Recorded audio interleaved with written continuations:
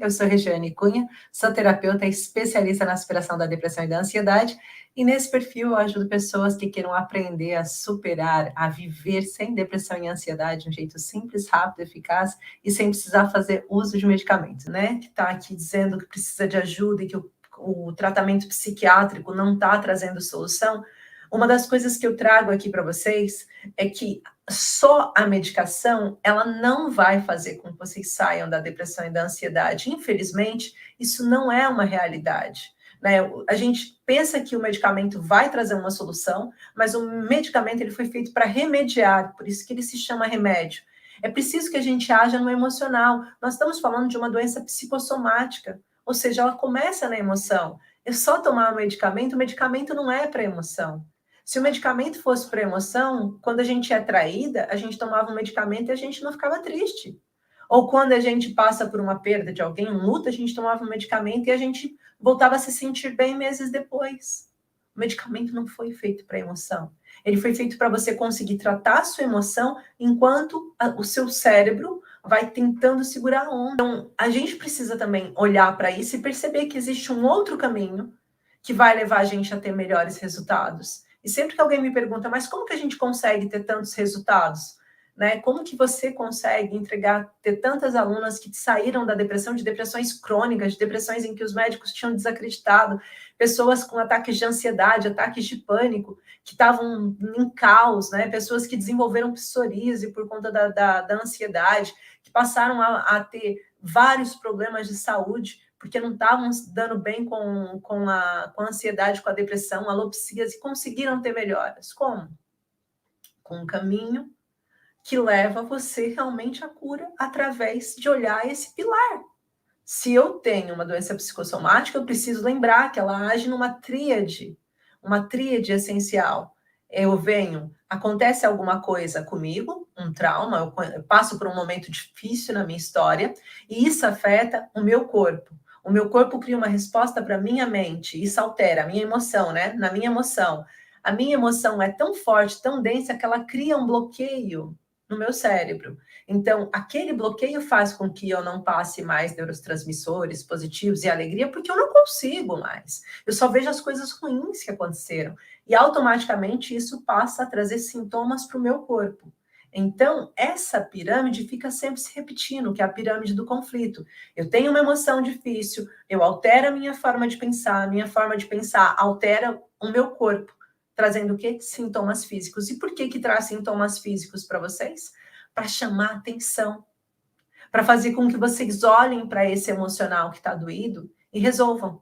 E enquanto a gente não consegue desativar os gatilhos que fazem com que essa pirâmide fique sempre em looping, a gente continua dentro do processo de ansiedade e depressão.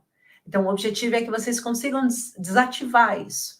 E um dos pontos que é essencial é a gente acolher esse sentimento, como eu disse. Então, aceitar os meus sentimentos, perceber o que está acontecendo. Por que eu ando desmotivada? Como que eu estou me sentindo nesse momento? O que eu posso fazer para melhorar o meu emocional?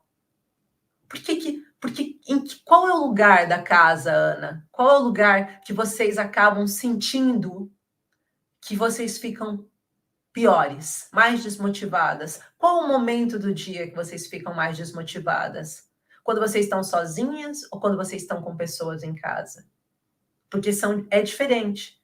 E isso vai nos dizer o porquê. Como terapeuta, como especialista nessa área, se você me disser assim para mim, Gi, quando tem mais pessoas em casa, eu fico mais desmotivada. Eu vou dizer para você que provavelmente você sofre de desvalorização e que você tem medo do julgamento alheio e que você sente que eles estão olhando para você como um estorvo, e isso te incapacita ainda mais.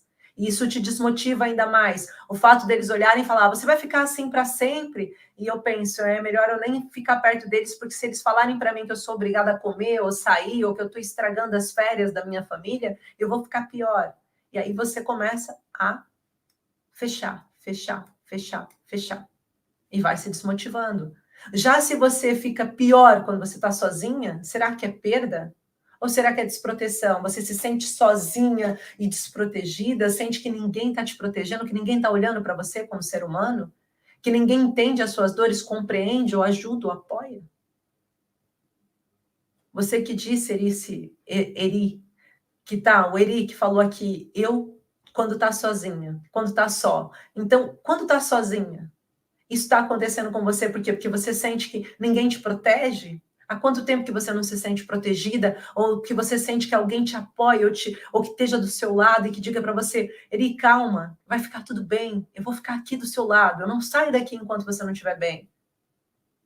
Ou será que é porque quando as pessoas saem da sua beira, você se sente que você não é amada e que as pessoas sempre se afastam de você? Porque essas são as respostas que nós acabamos buscando.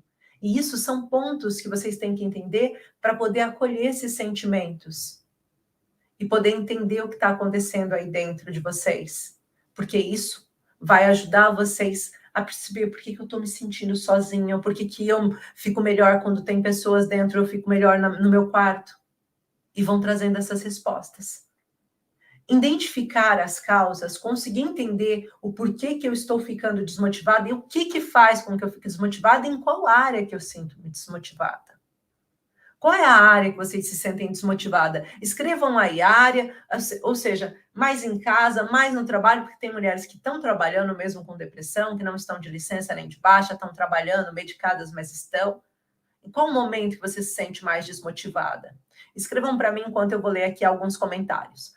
A Ana disse, a casa inteira porque estou morando só, pois a vida toda foi cuidando dos meus filhos, que hoje são formados e saíram de casa, não me procuram mesmo sabendo que estou doente há 5 anos. A Ana tem, aqui na história da Ana, o típico caso da síndrome do ninho vazio. O que é a síndrome do ninho vazio que faz com que eu fique desmotivada? A vida inteira eu fui em prol deles.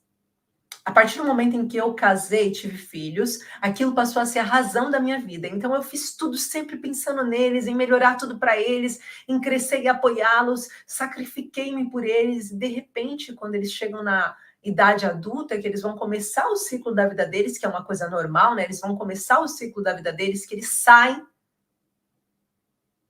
Eu não tenho propósito. O que eu estou fazendo? Eu não tenho por que fazer comida, eu não tenho para quem fazer comida, eu não tenho por que limpar a casa, eu não tenho por que fazer. Eu vou perdendo dentro de mim aquilo que fazia com que eu me sentisse motivada. E eu começo a perceber que dentro de mim tem um vazio enorme. E aí, nesse vazio, a minha dor aumenta. E aí eu começo a sentir que eles não me ligam, que eles não querem saber de mim, que eu fiz tanto por eles e que eles não fazem nada por mim. Se vocês fizessem a ideia da quantidade de alunas que eu tenho que passaram por situações semelhantes, e isso não está só relacionado ao fato dos filhos, mas está relacionado à própria história da vida delas que antes já passavam por coisas parecidas. É aceitar os sentimentos, né? Perceber o que está acontecendo que faz com que você se sinta desmotivada. Olá, Luz, boa tarde, meu amor. A primeira coisa é